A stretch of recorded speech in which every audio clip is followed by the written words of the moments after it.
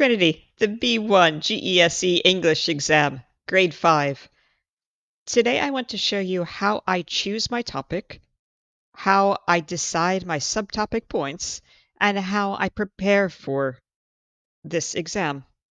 My name is Heather, and I'm an English teacher. Let's go. For the Trinity grade 5 exam, you need to go to the Trinity website and look for the topic form. It looks like this. So you have one blank box in the middle for your topic and 5 boxes for your subtopic points.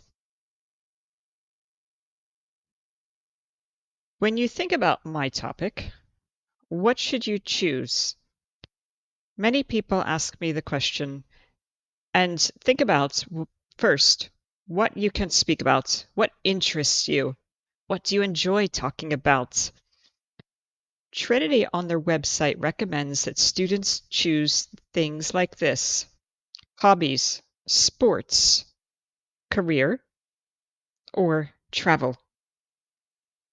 And if you don't have a career, you can do something similar, such as if you are a housewife or you are a student, so how you spend your days. It's like a job. Those are great topics. Any of those are good topics to choose. Trinity tells us, do not choose from this list.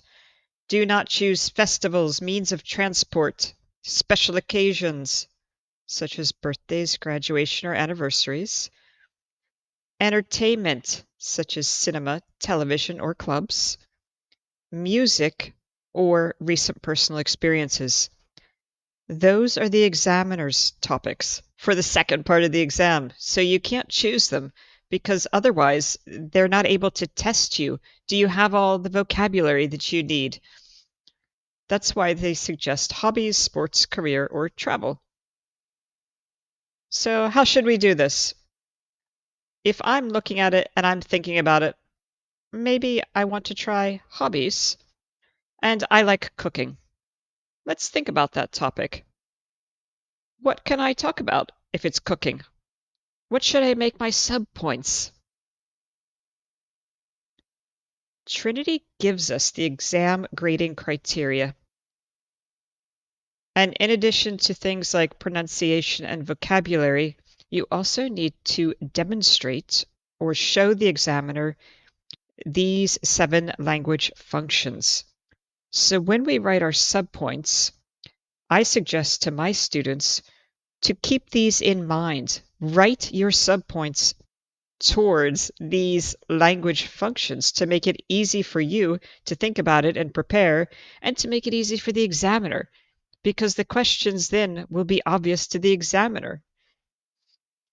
Language functions are things like recent past, so simple past tense, indefinite past, which is present perfect tense, reasons, preferences, future, duration, how long something is, and quantifying, so things like numbers or saying things like a lot, a little.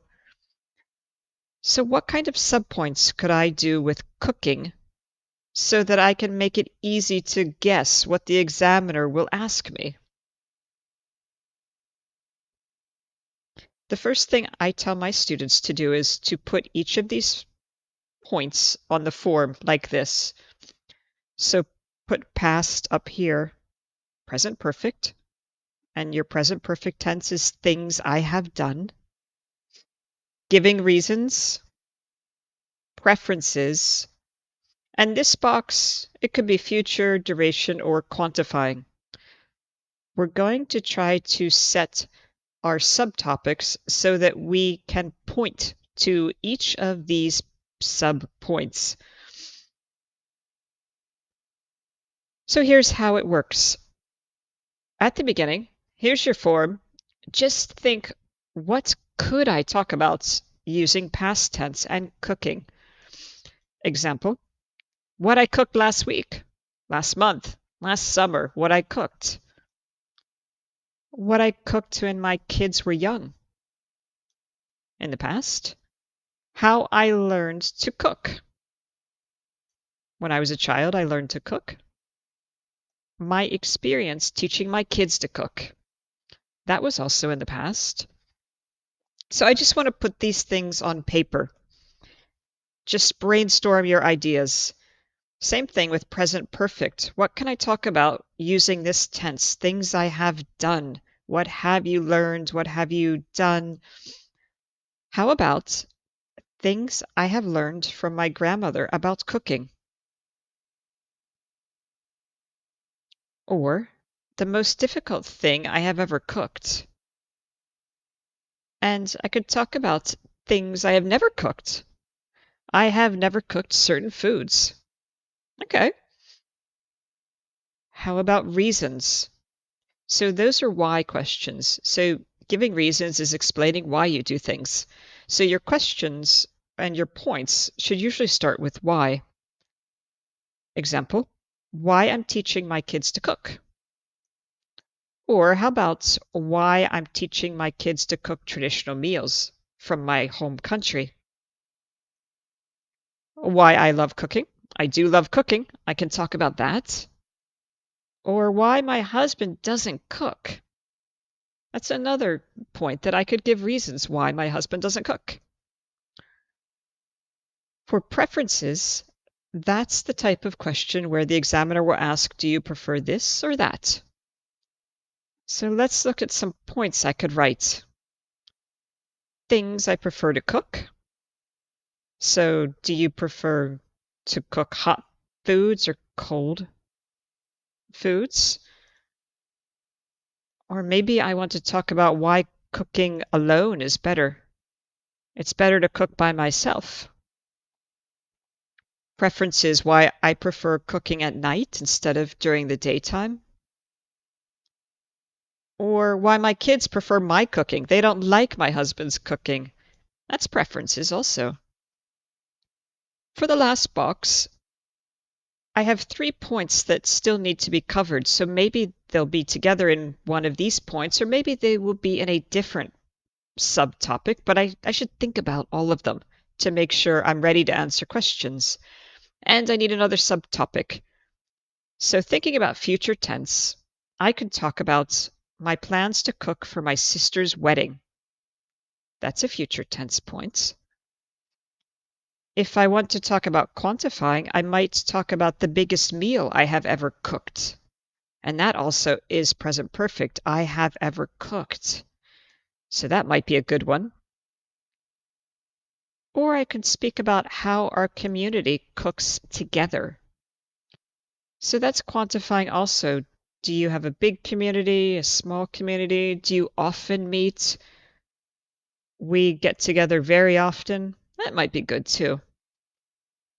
After you have all of these things on the paper, think about them.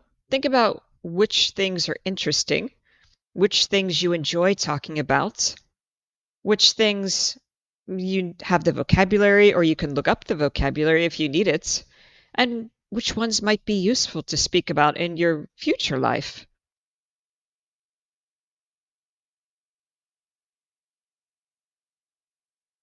So for each of these, I'm now going to think of 1 point under my highlighted points, which is the most important one and the one that I think will be the best or the easiest to talk about. So for each of these boxes, let me limit my choices to one.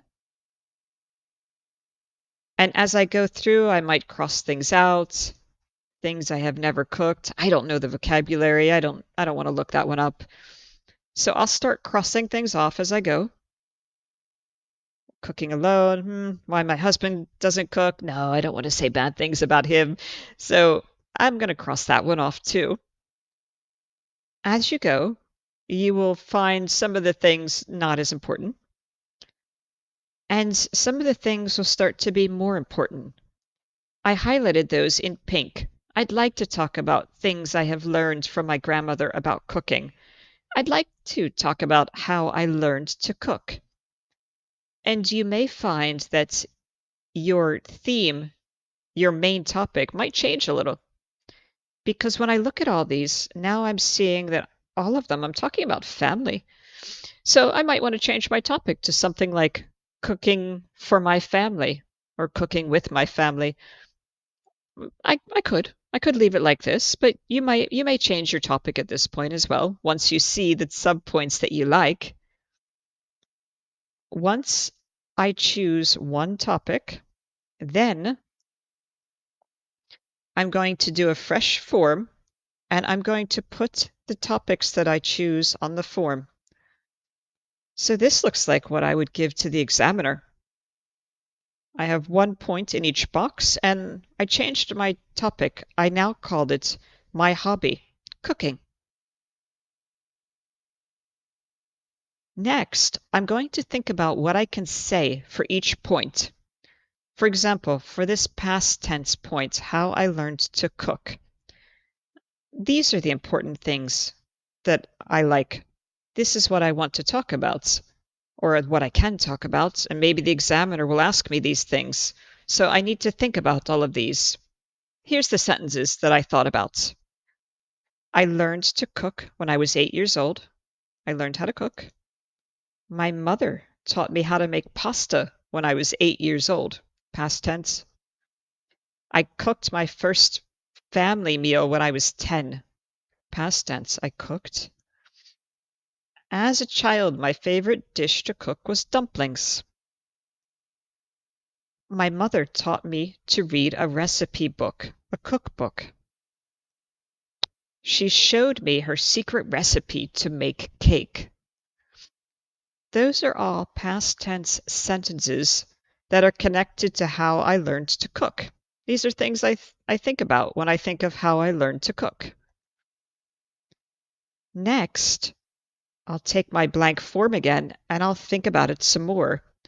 What type of questions could the examiner ask me about how I learned to cook, if that's my point? I think the examiner might ask me something like, did you learn how to cook when you were an adult or a child?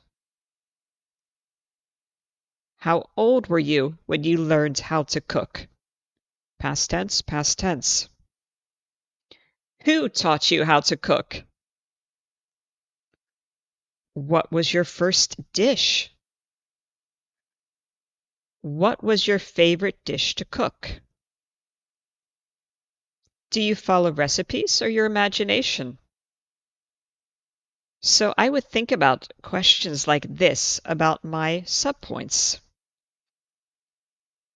And then, when you're ready again for the examiner, as a reminder, you need a form that looks like this, and this is what you will give to the examiner. Those are my tips today for my topic, the Trinity GESE Grade 5 English exam. Please like, follow, and share if this was helpful, and you can also find me on TikTok. Keep studying, keep learning English.